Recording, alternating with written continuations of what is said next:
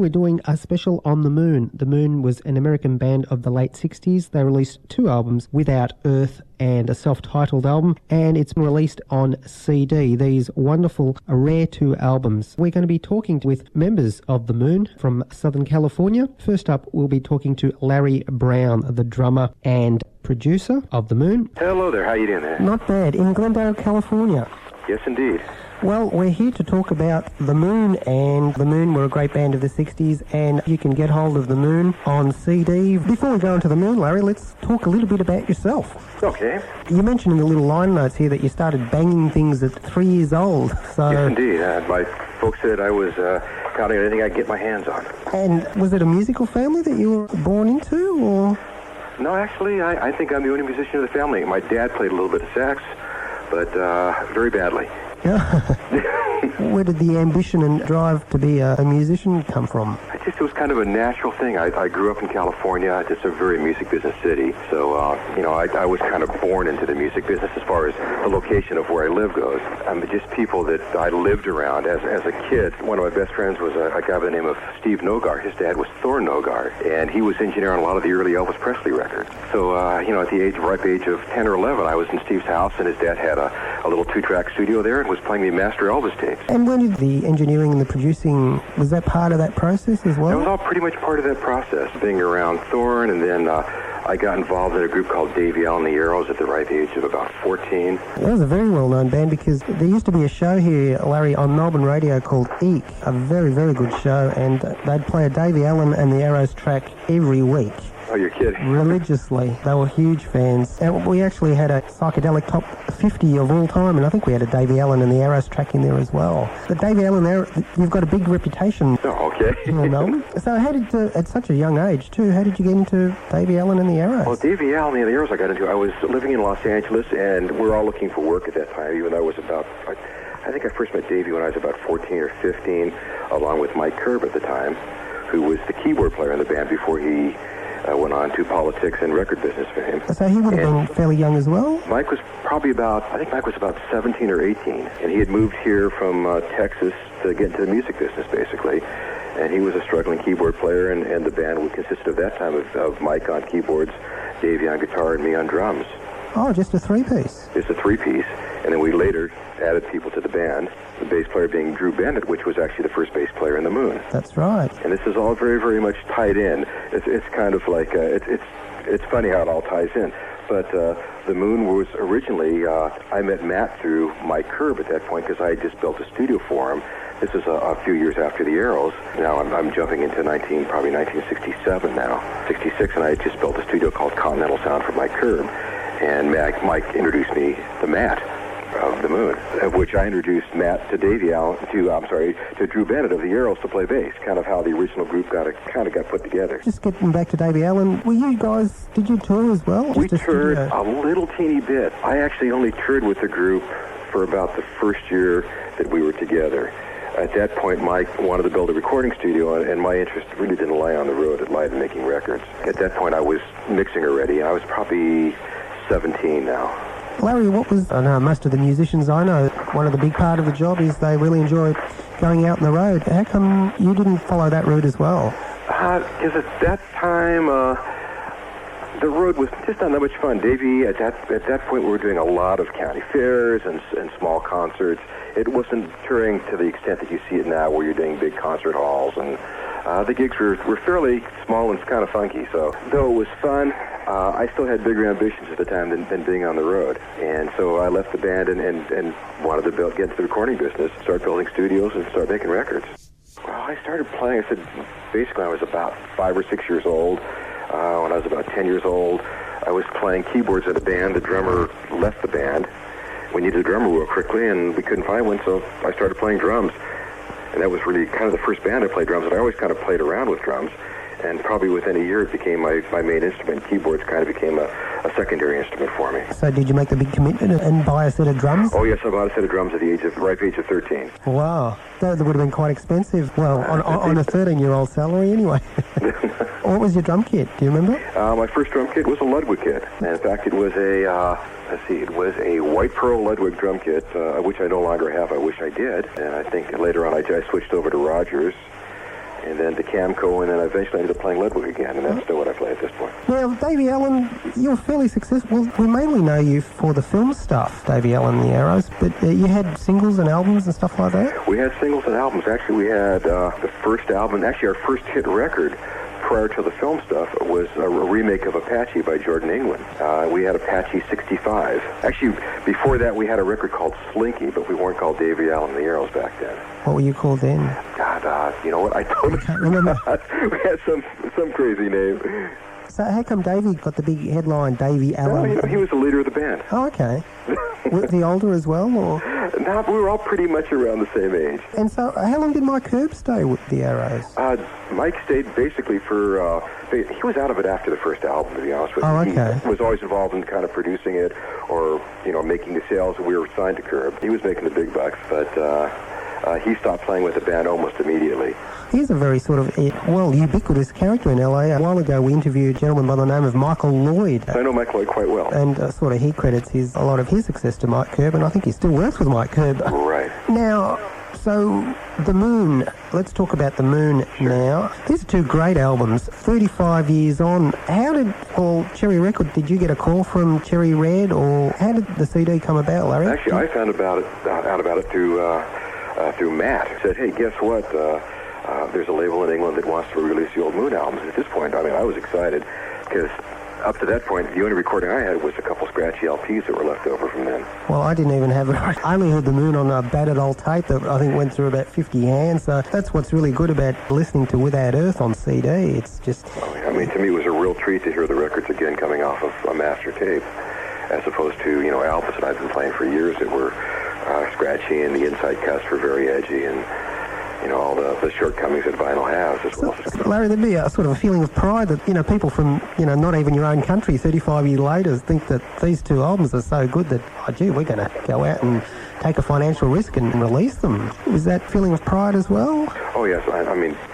For starters, not many people heard the album first time around. First time around, Liberty kind of dropped the ball on us. They were going through changes. The whole English invasion happened, and American groups really weren't very in at that period of time. Tell us a bit about the recording, because you produced both albums. You're credited as sole producer on the first album, Without Earth, and you're credited as co-producer on The Moon. So tell us a little bit about the recording process, if you can. To the best of my memory. Yeah.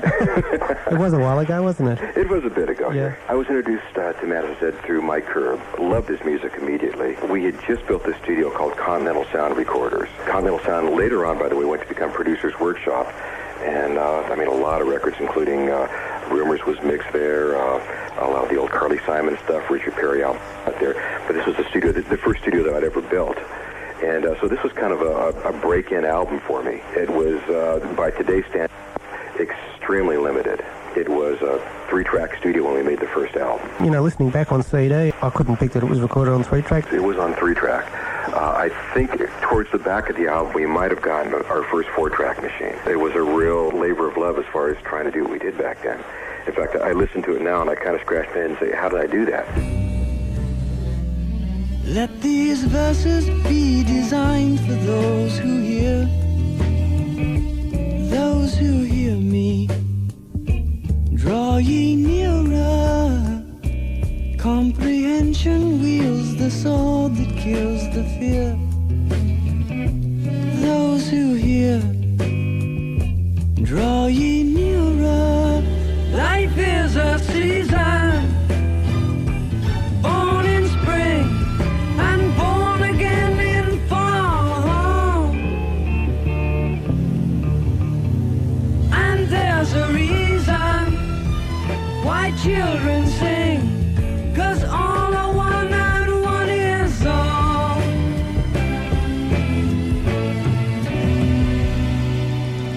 Through persistence you can find just why you're here.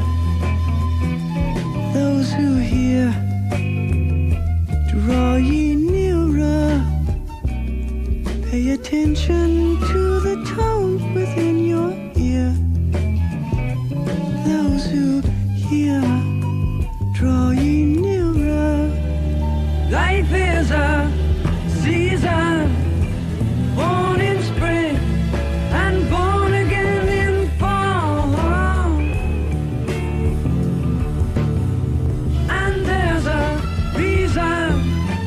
children sing, 'cause all I want and one is all.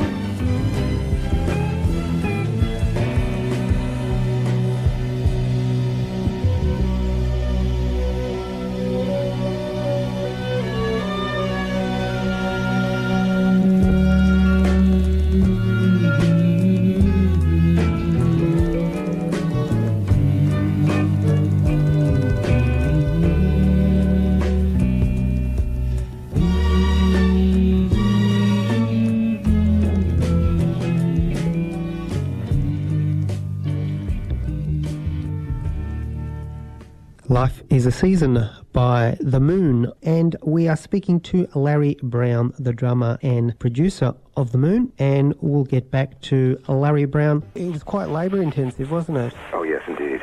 Did you have high hopes? Yeah, I mean, when we cut the album, we were all very excited about it, and the label was very excited about it. I'm not sure why they dropped the ball so completely on us, but they kind of did. Outside of the fact that they're excited enough to go in and say, make a second album right in back of it. These two albums were made almost as a continuous album. I don't think there was 4 months between the first and second album. Well, the thing is, they're both great records. I want to tell listeners that do yourselves a favour, check this CD out. You can get it on Amazon or Gem, and I'm not sure if there's any local distributors here, but Cherry Red Revolver is fairly easy to get hold of. Now, Larry, one of my favourite tracks is Mr. Duffy, and you're credited along with Matthew Moore there. Can you tell us a little bit about Mr. Duffy? Who was Mr. Duffy?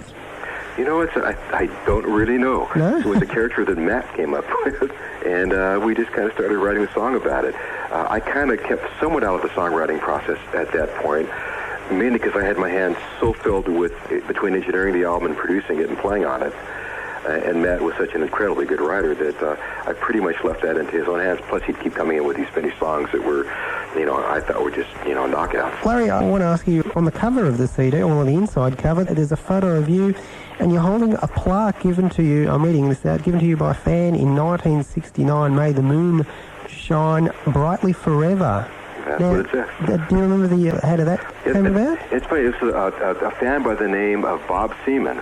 Right. And I have no idea what happened to Bob Seaman, but he was like one of the first people to find the group. He heard the album and looked us up and made plaques for all the people in the band and gave it to us. And, he was just a great guy. And I would love to know where he's at because I'd like to send him a CD of this.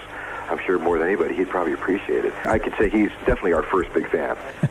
So there was a Moon fan club. Well, a very small one at the time, but nonetheless a fan club. Well, look, I'll sign up 35 years later. Look, when I first heard Without Earth on a horrible old tape recorded in the 80s that probably passed through a few hands, even the dullness of the sound quality, still the songs and the production still sounded fantastic. And I think that's why these guys in England, Mr. Joe Foster has thought, well, these albums stand up to the test of time, which is, there's no truer test there, Larry, the test of time. Thank you.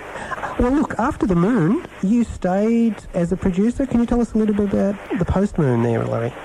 Post-Moon era, at that point I was still working at Continental Sound, which at that point became Producer's Workshop. I went on to produce, some other acts, produce some albums with a kind of a pop ballad singer by the name of Andy Williams, who was very big here in the States. And I believe, actually, we toured Australia, so he was actually known over there for a while. I work with Tower Power. As an engineer, I work with a lot of other people.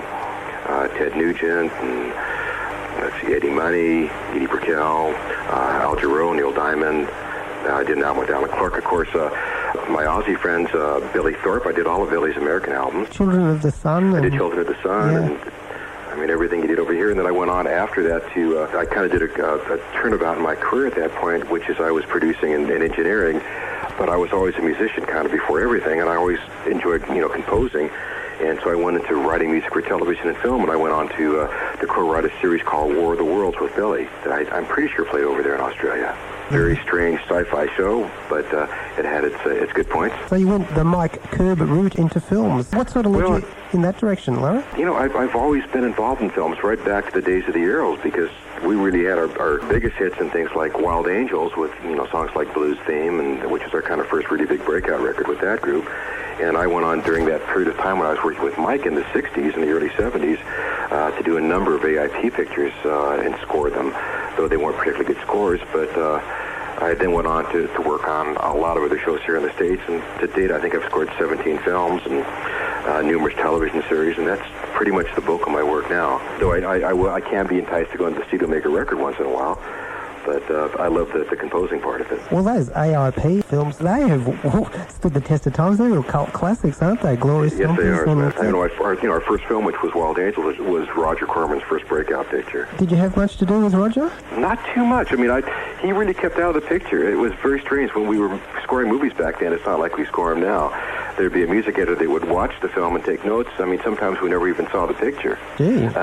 We'd get a list of, we need an action cue that's a minute long and a chase cue here, and we need a love scene here that's 35 seconds, and we just kind of write something and pray that it'll look good once they light it up against picture. So I can't really call it scoring, but that's really how all those biker movies and beach movies that we did were kind of done. Well, Roger didn't come in and start slashing at costs or anything like that. Nothing like that. Notorious for that. So, Larry, what have you been up to at the moment? Are you scoring a film at the moment? Or I'm getting ready to start a film probably in the next week as soon as they lock it to picture called U-Boat for Artisan. Artisan Pictures, of course, they released Blair Witch, didn't they? Yes, they did. I also did another movie for them last year called Cutaway. And let's see, that's the next project on the agenda. I do 3 reality shows here in the States at the moment that are always on the air, plus a tremendous amount of animation. So you've been kept busy? It's been very busy. What are some of the animation things?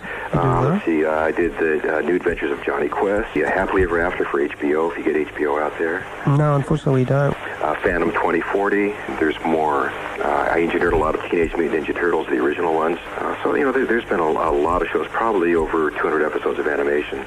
To have a career and income in the music industry for 40 years, you've done very well. Well, thank you. Just going back to, do you have many memories of the Andy Williams tour of Australia? Do you remember? Yes, I do. Actually, I remember that tour very vividly.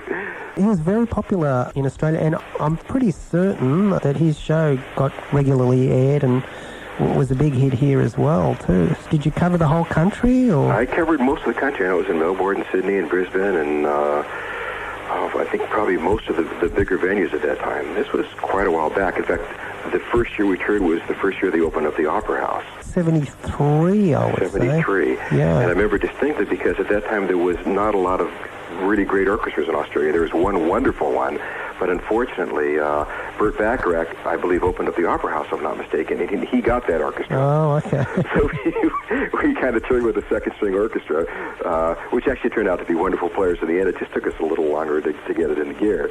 There's a lot of good musicians in Australia. Did Andy give you much time off there, Larry? Very little. We were pretty much working all the time. Right. And I would love to come back. I said I'd love to have friends all over Australia. Yeah, you mentioned Billy Thorpe and Billy, who's Max been trying to get me Merritt. to come back and visit for the last 7 years, and I haven't. Is Billy back here permanently in Australia? Yes, he is. So he sold the LA home and... Yeah, he sold his LA home. I know he packed up all his studio gear and moved it out there. I believe he's in Sydney.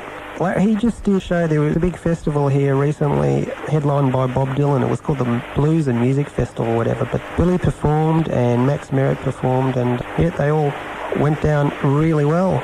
Right. So, Max was just in my studio about 2 weeks ago. Oh, okay. He must have just left. They were doing a tribute.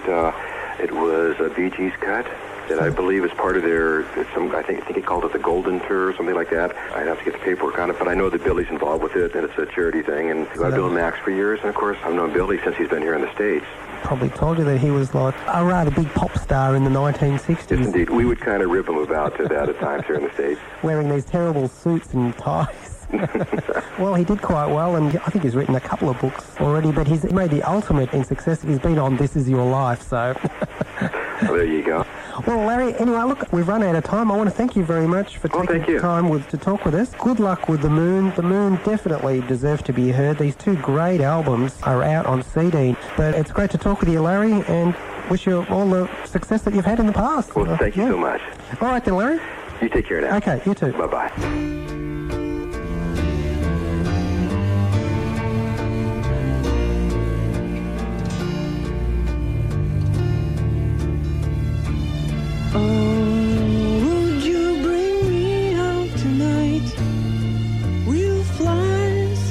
Sky in its splendor, and when you come, bring your light. We'll fill the whole night with our gold.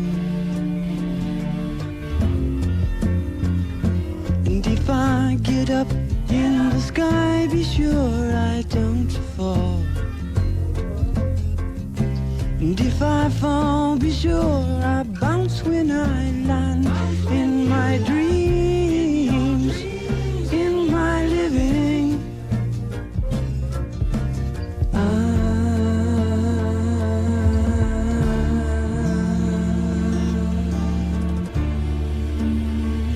I see stars in your hair. Have you been up there in the sky now? And where are my clothes? I thought I was shameful, but am I? No. I think it's about time someone discovered the way things really are. I think it's about time someone thought about the way things ought to be. Me.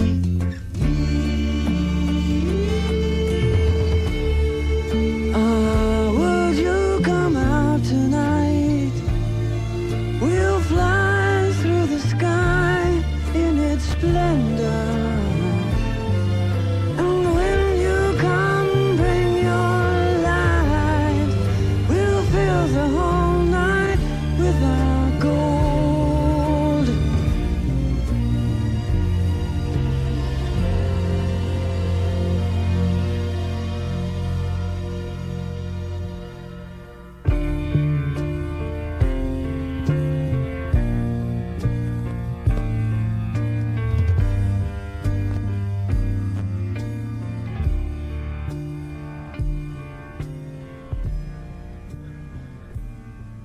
The Moon with Come Out Tonight from the self-titled album The Moon, originally released in 1969 but available on CD with The Moon's first album Without Earth. And we've just been speaking to The Moon's drummer Larry Brown and producer of Without Earth and a co-producer along with our next guest Matthew Moore, the lead singer and lead composer. And be talking to Matthew Moore. The Moon were an American band of the late 60s, released 2 albums, Without Earth and a self-titled album The Moon, released on CD, both those albums, with some bonus tracks as well, from a band called Matthew Moore Plus 4. And Matthew Moore is the singer of The Moon, and we'll be going to an interview with him shortly, but I'm going to play a track now. It was originally from The Moon self-titled albums, but let's go to Not to Know, a work tape version. Why? Was the beginning all right or not? I think we better start punching it.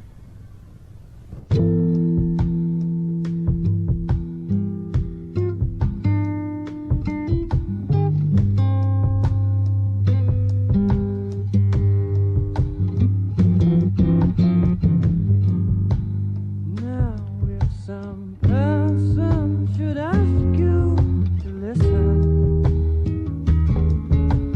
then you would say no, no. And if he said there are some things you're missing, then he would still say no. What if he's got a way to raise your plane of living? Oh, you think he was a crazy man not to know. And if you are the correct one, you're happy. You wouldn't think so now, would you? And if he's right, you had best hear his rapping. Oh, you could be wrong, you know. You wouldn't admit it if it were true. I think you're the odd one if you don't want to see, if you don't want to be someone who lives for the love in his living. Now where did I go? Speaking to people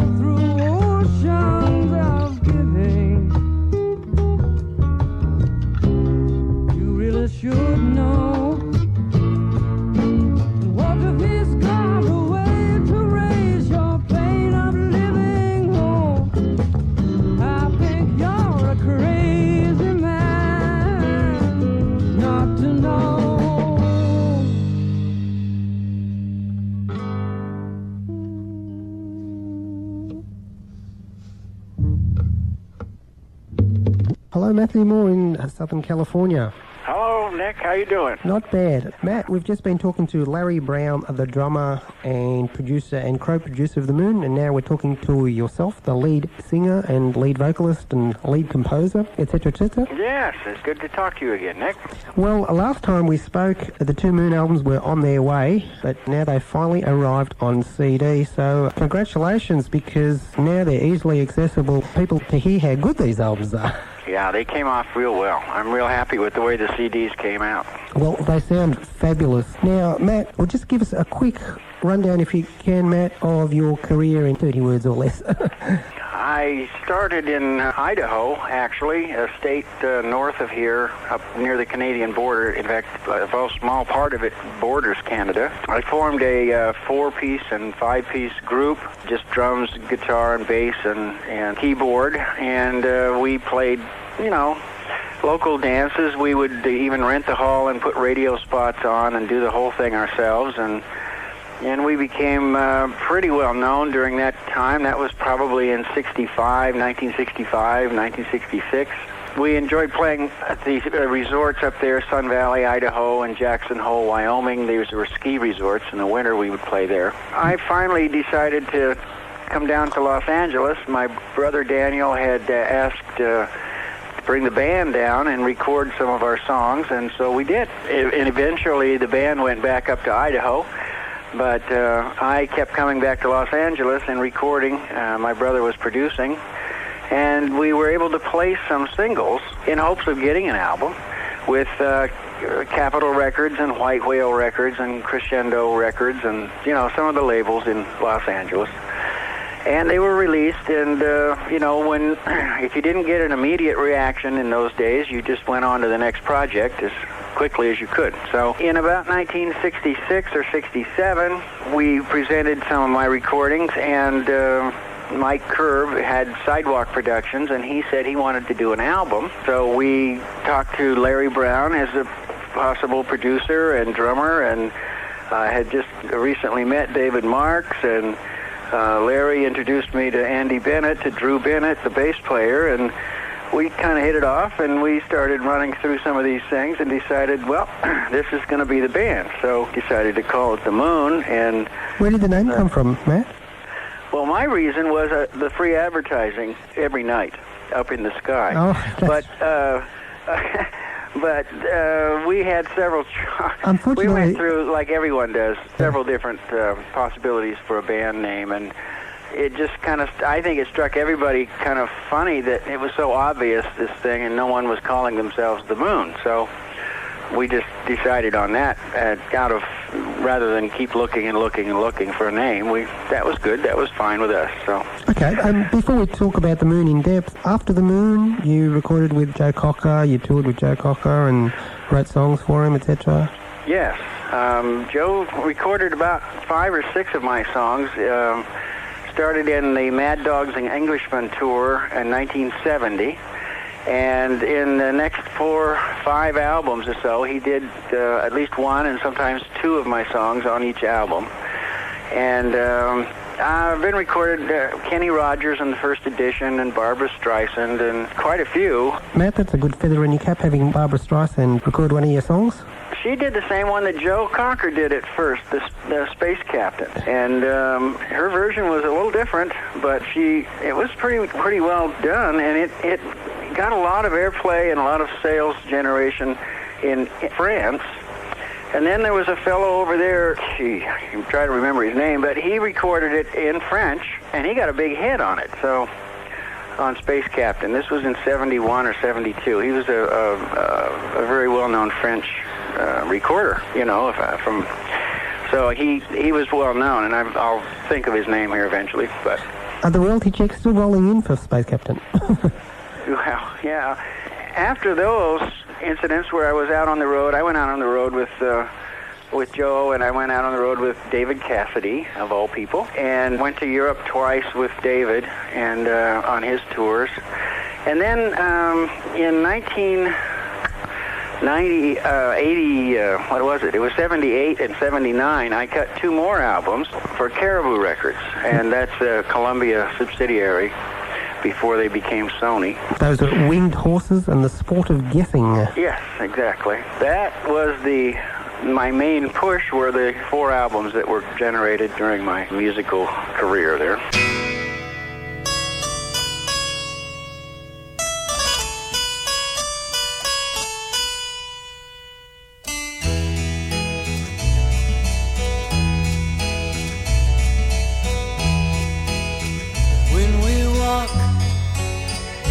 We smile at the sun.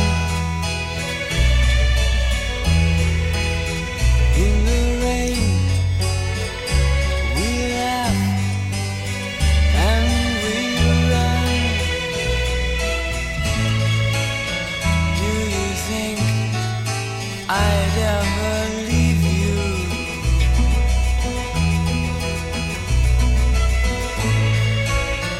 Do you think I'd ever grow? Oh no.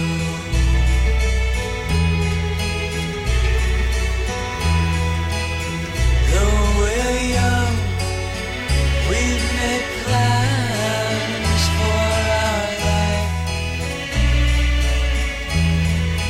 I'll be your man. You'll be my wife. Doing things to make you happy.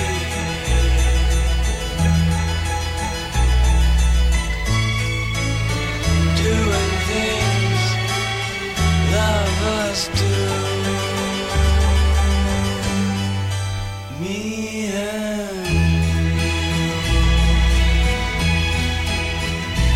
and I'll see you every chance that I can find. For you are a dream locked up inside my mind. And I know I'll find you on some sunny day. I've not met you, but I know you anyway. I feel the warmth of your wine, leaving the winter behind.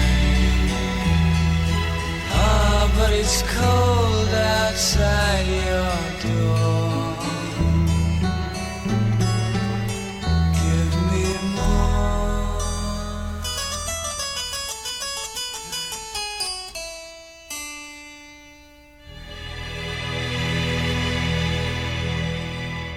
All right, Matt, let's start with this Moon CD. Well, the way the licensing works, they can request licensing, in this case EMI or Capital, whoever had it. For foreign license, like in Europe or whatever, it's pretty much freely granted, I think, if it's a valid record company, because it does them nothing sitting in the box. So Exactly. They just as soon have someone release it. Well, firstly, I heard from Joe Foster. First, he contacted my publisher and informed him that they were going to release these CDs of the Moon stuff. And they were also going to release some of the singles that I had cut as an artist before the Moon stuff. Matthew Moore plus 4. Yeah. And yeah, Matthew there were Moore some solo. of those. And solo stuff too.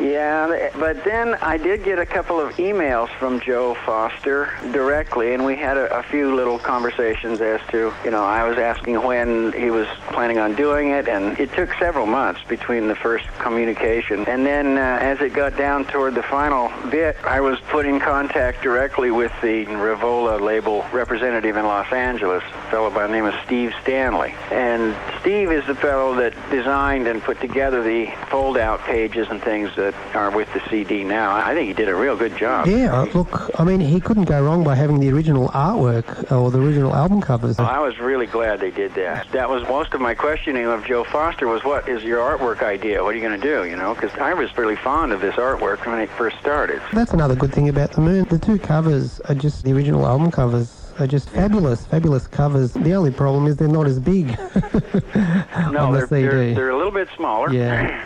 But I suppose that goes with the territory, doesn't it? So let's talk a little bit about the songs. The first song off Without Earth is Mothers and Fathers. So do you remember how you got the inspiration for that song in general, or?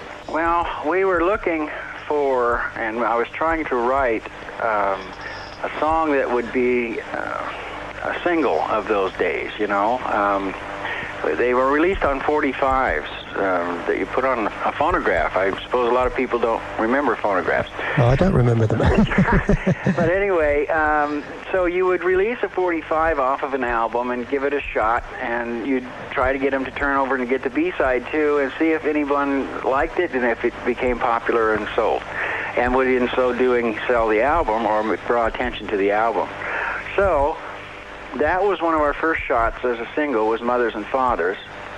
And I think there was another one here on that one that was, I think that by the time that single had been put out and run its course, we were already just about finished with the second album. So I believe that they were going to go ahead and wait for the second album and try to pull singles off of it. But I'm not crystal clear on any of this. Well, they only released that Mothers and Fathers single off the first album, whereas on the second album they did get around to releasing two. But I actually think Someday Girl's got more hit potential, or had more hit potential, than Mothers and Fathers myself. But then again, that's just a personal preference. So you know what? Yeah. That was recorded by several artists that tried to put it out as singles after the fact. That did happen. We didn't ever hear about them because they weren't successful. But that was recorded, I think, at least 3 or 4 times by completely unrelated acts. I agreed with you. They thought that was a potential single.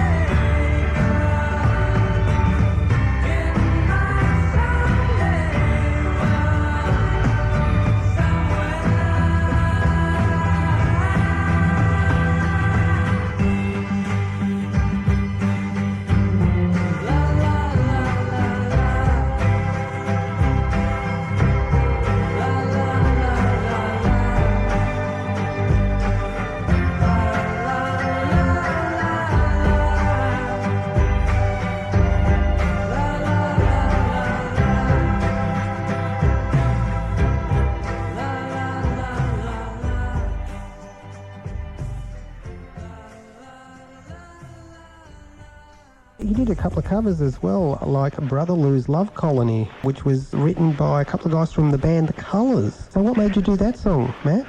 Well, actually, when I recorded it, their album hadn't been released yet. Oh, so you beat them to it. I beat them to it. The fellow Gary Montgomery, one of the Colours, and I were at that time writing songs together, co-working on several songs, and they were getting ready to do their album. They were choosing which songs they were going to do, and they were arranging them and getting them ready. And in the process, I was hearing this, and I picked a couple songs that I thought were great. And those are the ones I think that David Marks sings. Brother Lou's Love Colony. And She's on My Mind. She's on My Mind. Yeah, I'm sure David's singing the lead vocal on that one. Gee, I may have been doing the lead vocal on Brother Lou, but I'm not sure. I'd have to hear it. Well, it's another great song. Well, you picked good material as well.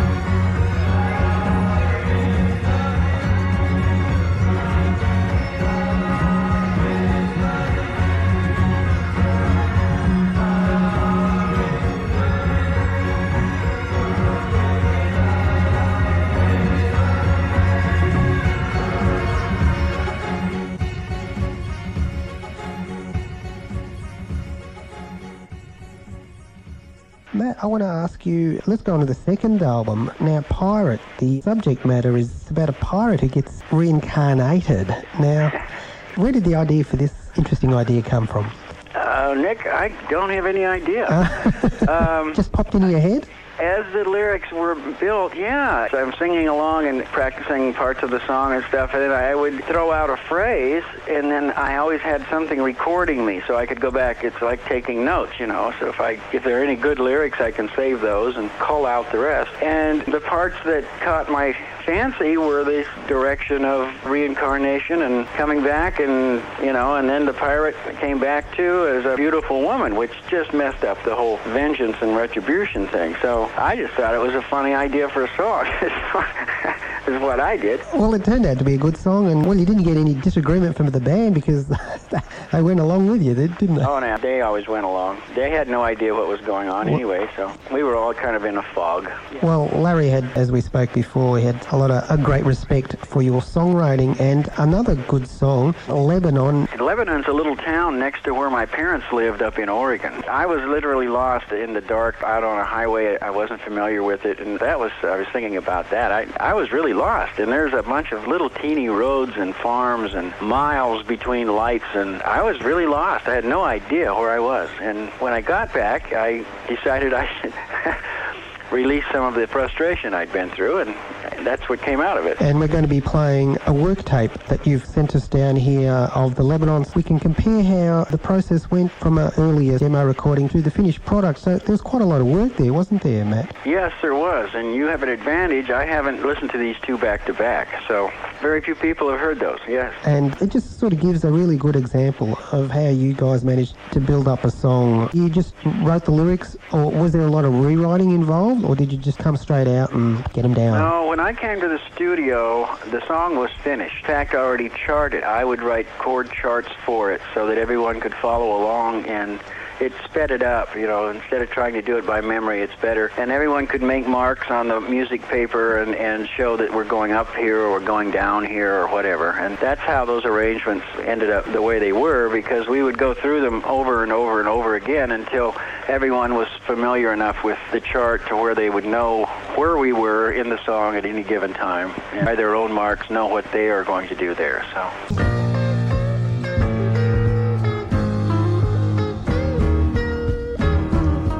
Once in a past life, a pirate I knew took my ship and he left me forgotten. I tried to find him to take my revenge, but I died as an old man in Scotland. And I finally returned for reprisal, and the pirate is born again also. And to my surprise, he came back as a beautiful woman, a beautiful woman.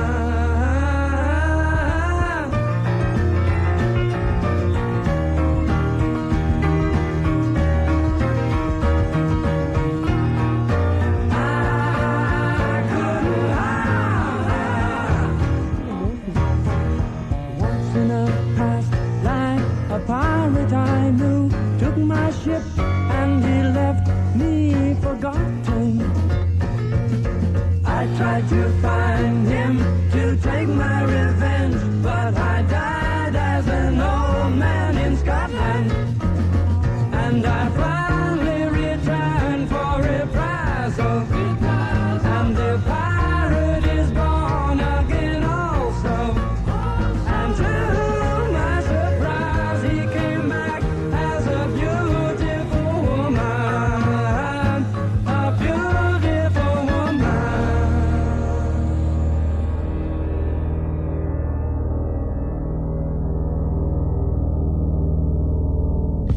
Na na na na na na na na na na na na na na na na na na na.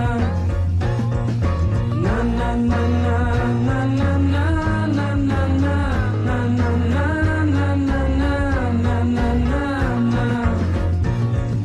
Na na na na na na na na na na na na na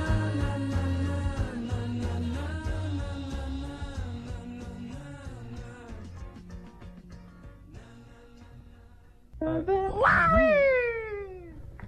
One, two, oh, 1, 2, 3.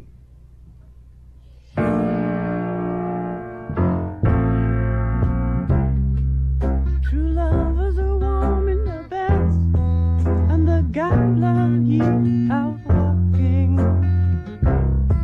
till he comes to the plains in his head, and he feels the devil stalking.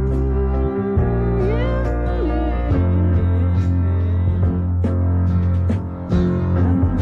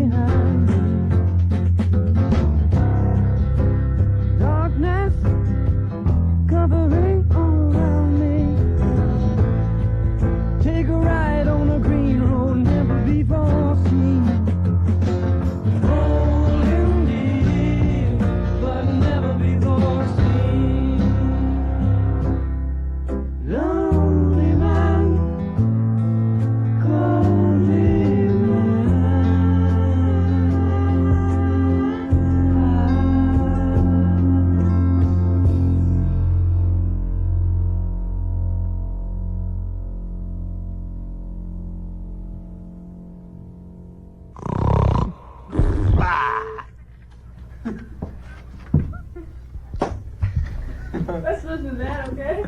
All right. Credited with Lebanon. Was he a friend of yours, or? Peter Morse is one of the people that recorded, yes, he was, and he still is. He was one of the people that recorded Someday Girl as a single and tried desperately to get it out. And yeah, you know Peter Morse. Well, I'm just looking at the credits, and also there's one non-original track on the Moon's second album. Actually, it's strange, Matt. The first album has a title, and the second album is self-titled. Usually it works in the other way around. Usually you name your first album the self-titled one. Yeah.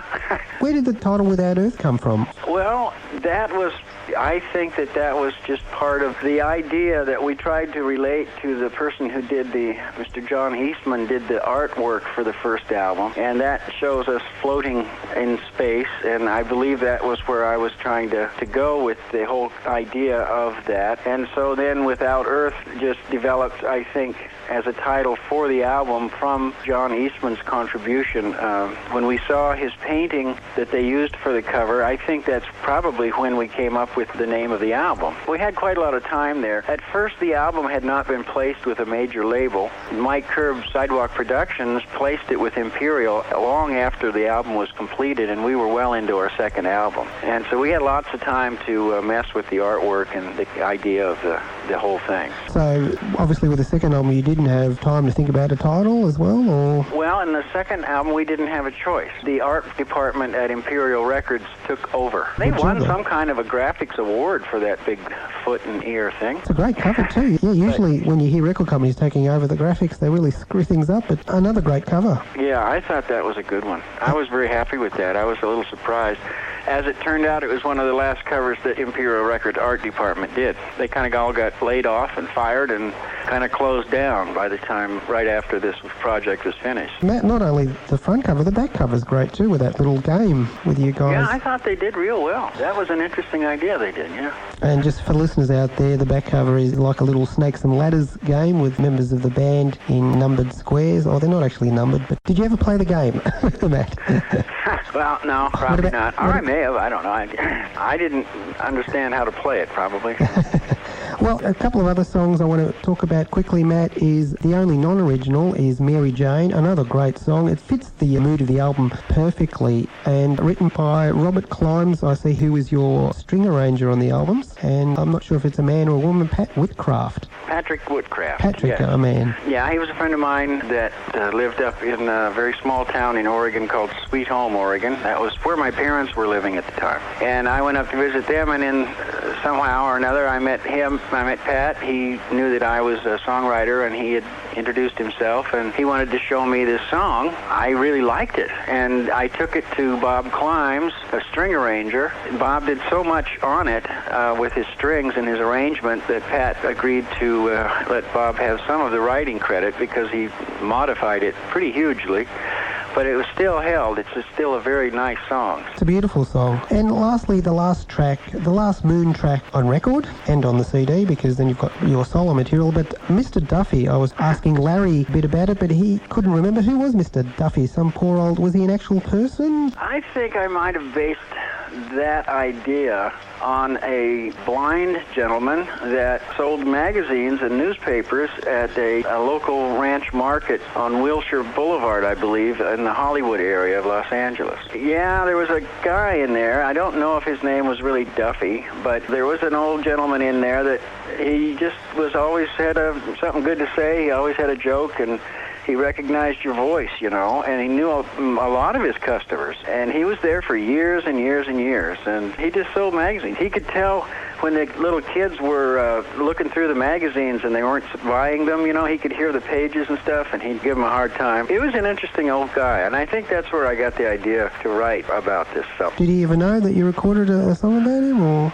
I don't think so, and I don't know whatever happened to him. That market area is gone. It's been redeveloped, and it's been gone for quite some time. There are buildings there now, aren't there? Yeah, they did something there, parking lots, and they put a little strip mall in there. But at the time, there was a place where you could get sandwiches and hot cooked foods and, you know, little booths food and magazines and things like that for about a block and a half. Matt, we'll have to leave it there, but it's been great talking to you. I want to, well, congratulate you first because these two albums have seen the light of day, so they're easily accessible, and the only problem is not enough people know about them yet, but hopefully we're doing our bit down here because they are two classic pop psychedelic masterpieces, or whatever you like to call them.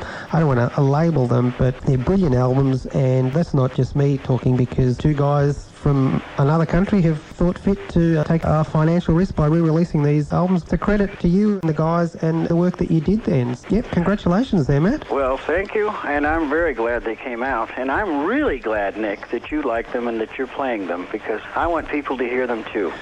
Ready.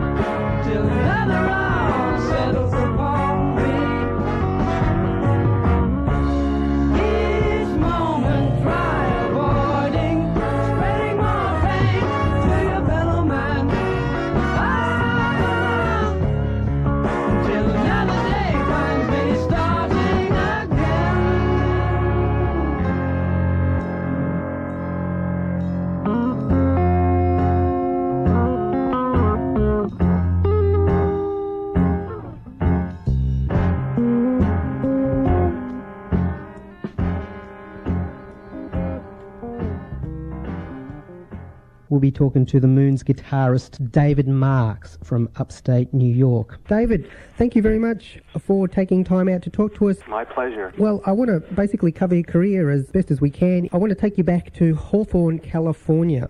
Okay. And, of course, you were the neighbours of a certain Wilson family, Murray and Audrey, and some boys. Firstly, I want to ask, who moved in first? Were you there and the Wilsons arrived, or was the Marks family came after the Wilsons? No, we came after. They were there to greet us as we moved in. And how old were you when you moved in? I was 7 years old. And the house was next door? It was actually across the street. They were both corner lots. The Wilsons' house was on a corner, street corner, and we were at the intersection that was the border line between Hawthorne and Inglewood. We were right across the street from each other. And just for our Australian listeners there, David, whereabouts roughly is Hawthorne, let's say in relation to Los Angeles? It's just about a little bit southwest of downtown Los Angeles. It's really close to the coastline, just a couple of miles away from Los Angeles International Airport. And was it like a middle-class suburb in the 50s or working Yeah, class? during the 50s and the 60s, it became a developed suburb. They put up tract homes. They built houses with the GI Bill, and it was mainly just middle-class young couples starting out, trying to get work and starting families. Would you have been Dennis Wilson's age, or would you have been... Now, Dennis is actually 2 years older than I am. So you were younger than the What do three... you mean? Our birthdays are actually 2 years apart, all the way down the line between Carl, Dennis, and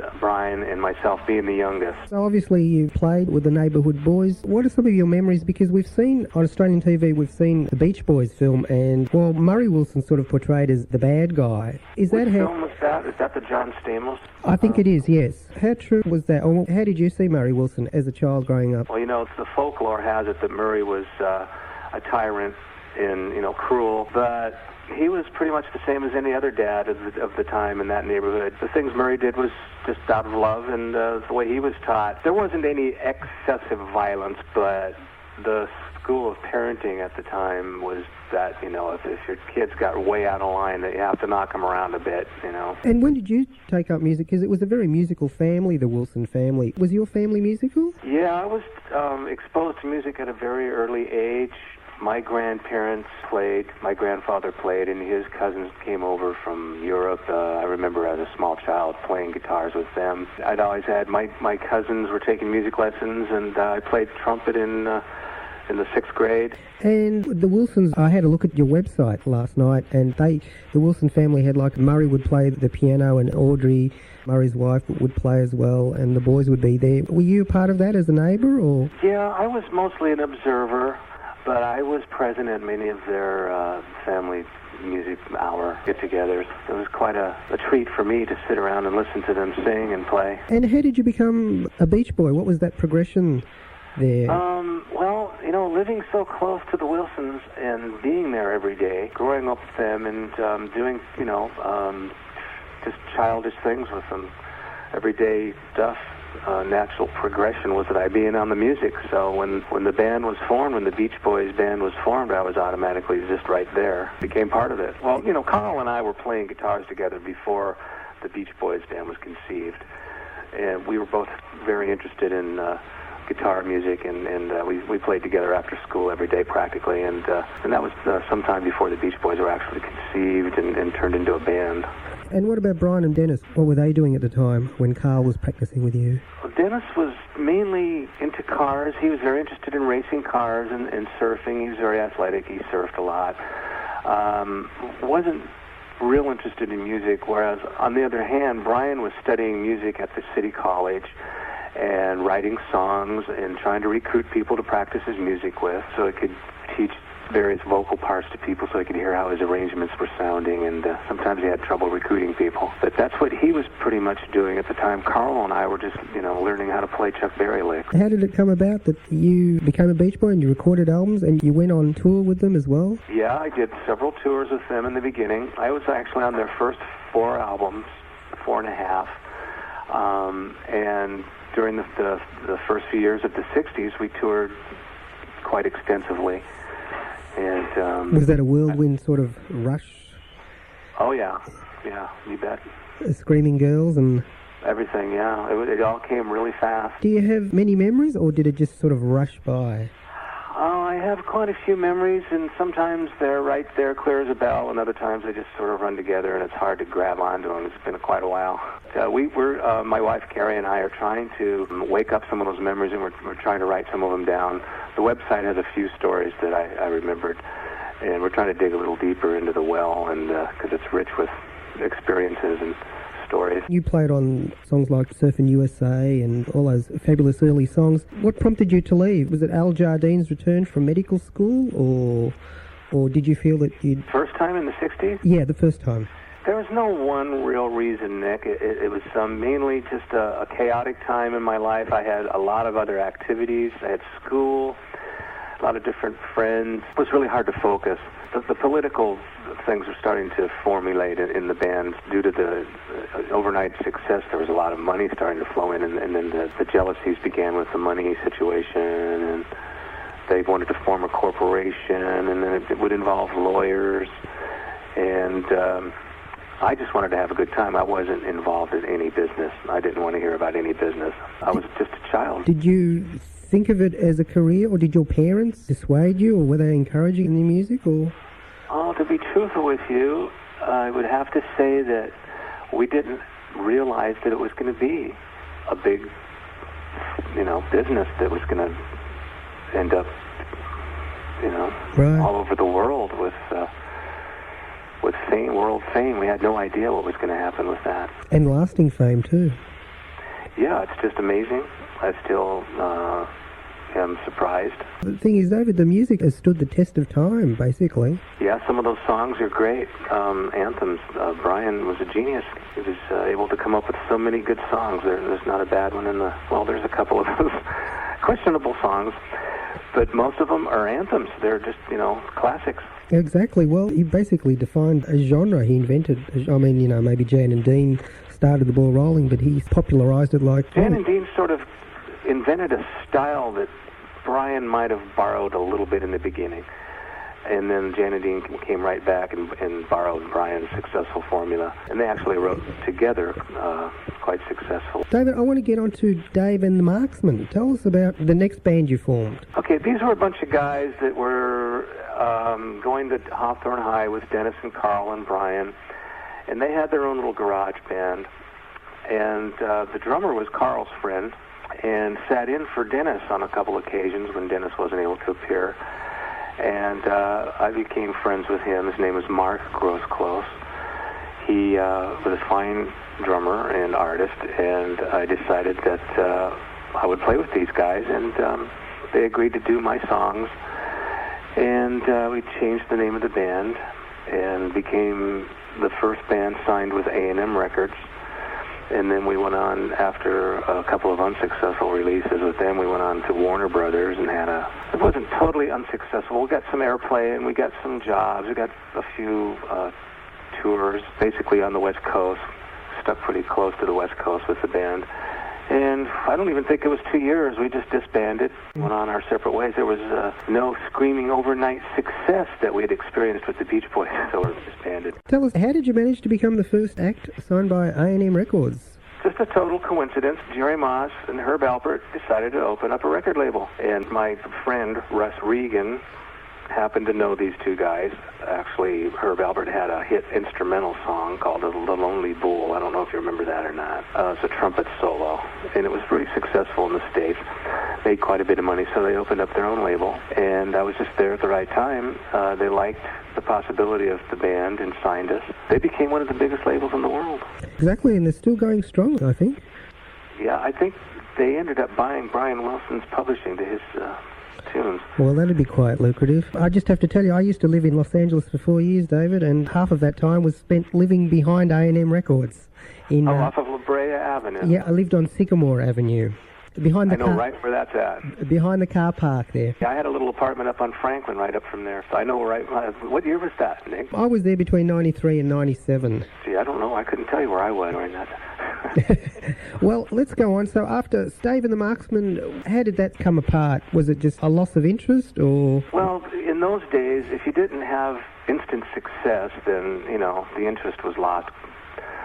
Being in our teens, life was going by pretty quickly, and we just all decided we had to go on and do other stuff. And, well, one of that other stuff is a band called The Moon. How did The Moon come together, Dave? Tell us about that. Well, there was a group of guys that I met through one of the surf bands, and they were recording for Dot Records and invited me to the studio where I met Matt Moore. He had written a bunch of good songs and was just looking to put a band together.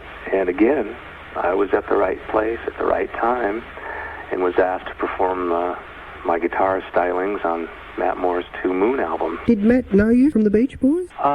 He knew of me. We had never met during my stay in the Beach Boys, But, yeah, he had heard of me and my guitar playing. And how did David Jackson and Larry Brown, was it the sort of the similar way that you joined Matt? The way I met those guys was through Matt Moore's brother, Danny Moore, who was an independent producer of the day, late 60s, and he was using Jim Keltner and he was using David Jackson, drums and bass on a lot of the stuff that he was producing, and he invited me to do some of the stuff. That's how we got David Jackson in on the Moon stuff. Larry was working on some surf music. Larry Brown was producing some surf instrumental music. You know, I really couldn't tell you how Matt and Larry Brown hooked up, but we all got together and did the Moon stuff. And did you play live around the country? You know, we never really played any live performances in front of audiences. We were getting pretty good, though, in the living room. Why is that, David? Because you had albums out there to promote. Well, you know, the first album got a little bit of airplay around the New York area and the East Coast. For whatever reason, the record label wouldn't distribute the song. They wouldn't promote it and distribute it. This is Imperial Records. Yeah, they're an offshoot of Liberty Records, which is out of business now. So it was their fault. People wanted to buy it. They were asking the record stores to order it, but the record label never shipped it out, so we lost out on that. So consequently, we never got to tour. What a strange situation. Because, but you know, we're ready to go out anytime. Wow. It's never too late. I was just talking to Matt the other night about playing in Australia. I know it stands up to me. I haven't heard it for years and years, and then just the other night I was listening, and it stands up pretty well. Well, to me, I mean, I first heard the Moon's first album, Without Earth, on just a rickety old tape only a few years ago, and I was just surprised that I'd never come across this band before because it was so good. And Matthew was telling me that, you know, you spent a lot of time in the studio putting it together, you know, really taking your time over it. And yeah, we literally lived in the studio. We slept there, ate there, and just played the music 24 hours straight. Hopefully a lot more people will finally get to hear the Moon, the attention the Moon deserves. Yeah, I'm surprised at people when they come up to me at shows and they mention the Moon. I'm always surprised that someone's actually heard of the band. But I think a lot of people are missing out on hearing some really good music. David, after the Moon, so what happened there? Was it just the lack of success or the lack of effort by the record company just made you think, well, this isn't going anywhere? Or how did the Moon breakup come about? Well, yeah, basically we were just discouraged because of the lack of success. And again, the individual guys just, you know, went on to different things. I went back to school. Larry became a big producer of movie soundtracks and commercials. Matt continued to write and tour. He's experienced some success as a songwriter. Joe Cocker did one of his songs. Barbra Streisand did one. David Cassidy did one. Different people like that. And because he's a great songwriter. I've never heard him write a bad song, really.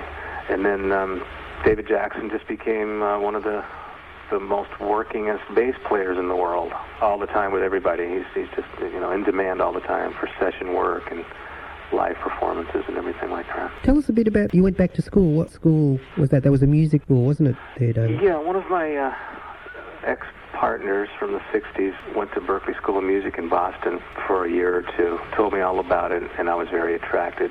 And I was, you know, really searching for something to do at that point, so I decided to attend music school. This wasn't Buzz Clifford, was it? No, his name was Glenn Crocker. I met him through Warren Zevon back in 1967 or so. The two of us hooked up together in Boston, Glenn and myself, and hung around there for a year or so. Tried to learn some jazz, wrote some little classical chamber pieces. Came back to L.A., kicked around as a studio musician, and before I knew it, I was a single father. But yeah, I met Buzz through Matt Moore back in the late 60s, Buzz Clifford. We did quite a few records, projects together, years. Buzz Clifford was an early 60s pop star. He had a big hit, didn't he? He had a big novelty hit back in 63 called Babysittin' Boogie, and it actually sold in Europe. He did a European tour with that in 1963, although nowadays you don't hear much of it anymore, but it comes out on the best of albums occasionally, oldies but goodies albums that you see.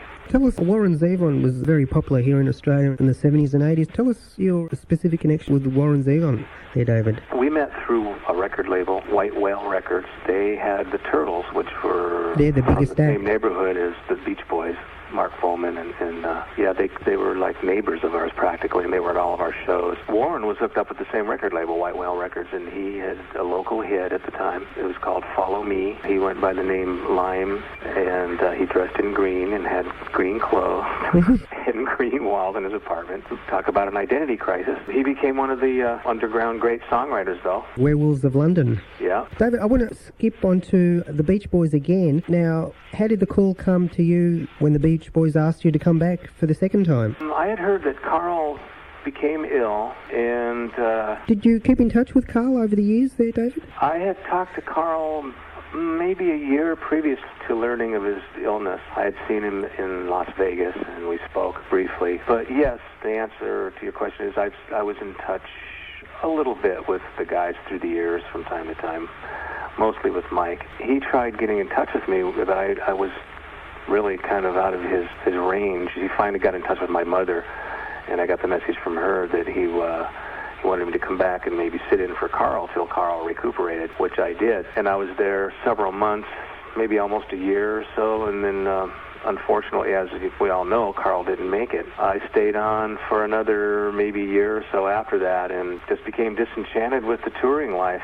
Decided just to settle down with my wife and do some writing, and now I'm trying to map out a new CD that I've been trying to get it out for a couple of years, actually, and I've been having some bad luck with different record labels and different things like that, but I'm going to do my best to get something out sometime soon. Do you have a title for it, David? Well, we had a couple little working titles, but we kind of tossed those aside. Now the whole concept of the thing is going in a different direction. I had a lot of tracks done with some really, really good people, but the record label just got weird with contractual stuff, and I had to cut it loose, and now I have to start over. It's fortunate, but it'll come out good. Well, good luck with it. Did you, on this Beach Boys reunion, did they record at all while you were there? During my last stay with Mike Lipp's band, during the turn of the millennium there, 1988 to 2000, we did one NASCAR tribute, a tribute to NASCAR. And Adrian Baker did a bunch of MIDI tracks, and I came in and I did the guitars, and then Mike and Bruce came in and did the vocals. But I don't think that was distributed or available overseas. It was just a local promotional thing for the NASCAR race association. They had the CDs for sale in the gas stations, the petrol stations. All right then, David. Well, look, we've run out of time. I want to thank you very much for taking time to talk with us. Nick, it's been my pleasure, and thank you for calling me.